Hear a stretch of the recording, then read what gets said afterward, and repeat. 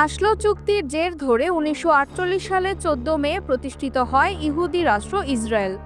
দেশটির ৮০ বছর পূর্ণ হতে আর মাত্র ৩ বছর বাকি আছে। দেশটি ৮০ দশকের যত কাছাকাছি যাচ্ছে ততই অষ্টম দশকের অভিশাপ বাক্যটি ডালপালা মেলছে। হামাসের সঙ্গে যুদ্ধের পর থেকে শুধুমাত্র ফিলিস্তিনিদের মুখেই নয়, ইসরায়েলি নেতাদের মুখেও এখন বাক্যটি বারবার উঠে আসছে। অষ্টম দশকের অভিশাপ এর হিসেবে ২০২৮ সালের ৮০ বছর পূর্ণ করবে ইসরায়েল। তার মানে হাতে আছে আর মাত্র ৩টি বছর। ৪ কিংবা ৩ বছর পরই হয়তো বেজে উঠবে ইসরায়েলের চূড়ান্ত মৃত্যু ঘণ্টা। অষ্টম দশকের অভিশাপ হচ্ছে ইসরায়েলিদের এমন একটি বিশ্বাস, যে বিশ্বাস বলে কোনো ইহুদি রাষ্ট্রের আয়ুষ্কাল ৮০ বছরের বেশি হবে না। এই বিশ্বাস তারা কোথায় থেকে পেয়েছেন? ইহুদিরা এই বিশ্বাস পেয়েছেন তালমুদ থেকে।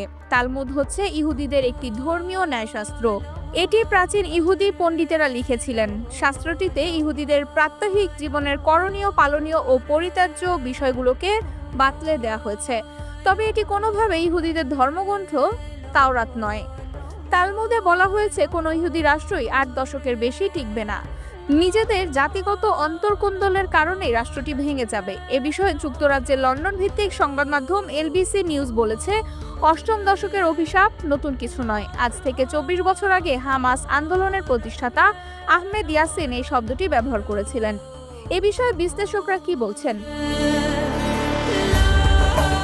অষ্টম দশকের অভিশাপ নিয়ে এখনই সে মৃত্যু ঘণ্টার ধ্বনি শুনতে পাচ্ছেন অনেক বিশ্লেষকরা। তারা বলছেন, গাজার উপর যেভাবে মরিয়া হয়ে বোমা বর্ষণ শুরু করেছে ইসরায়েল, যেভাবে ফিলিস্তিনি মুসলিমদের নিশ্চিহ্ন করতে উন্মাদের মতো আচরণ করছেন নেতানিয়াহু, তাতে বুঝতে অসুবিধা হয় না যে ইহুদিরা ভেতর ভেতর অস্তিত্ব সংকটে ভুগছে।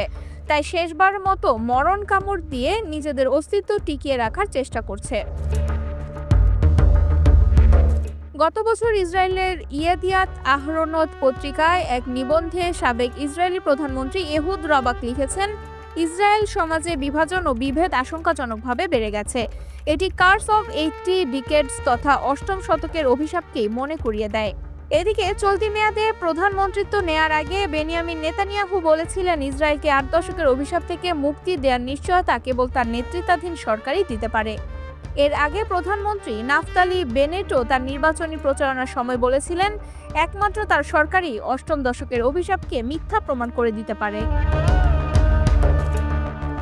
ইতিহাস থেকে জানা গেছে, বিশ্বের বিভিন্ন দেশে ২০০০ বছরে ছোট বড় অনেক ইহুদি রাজত্ব প্রতিষ্ঠিত হয়েছিল। তবে কিং ডেভিডের রাজত্ব আর হাসমনিয়ার রাজত্ব ছাড়া আজ পর্যন্ত কোনো ইহুদি রাজ্য ৮০ বছরের বেশি টেকেনি।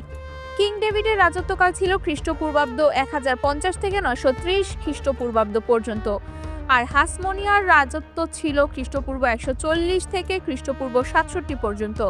তবে কিং ডেভিডের রাজত্ব ও হাসমনিয়ার রাজত্ব ৮০ বছরের বেশি টিকে থাকলেও রাজ্য দুটিতে ভাঙনের সুর বেজে উঠেছিল ঠিক ৮০ বছরের মাথায়। তারপর ধীরে ধীরে রাজ্য দুটি ধ্বংস হয়ে গেছে। Mehjabin Khanam, revolution 24 international desk.